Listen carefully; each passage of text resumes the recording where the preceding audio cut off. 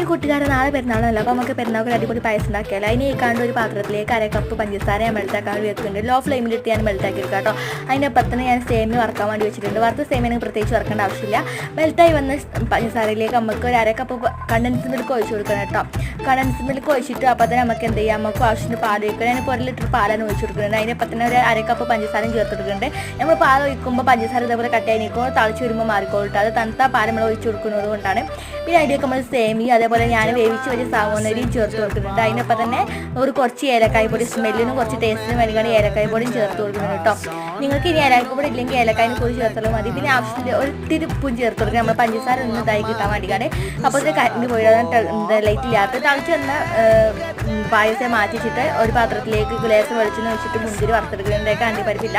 ആ വറുത്തെടുത്ത മുന്തിരി പാത്രത്തിലേക്ക് ഇട്ട് ലേസം നെയ്യ് ഒഴിച്ചു. അപ്പം പായസം റെഡിയായി. നിങ്ങൾ തീർച്ചയായും ട്രൈ ചെയ്തേക്കണം. ഒരു അടിപൊളി ടേസ്റ്റാണ് കേട്ടോ.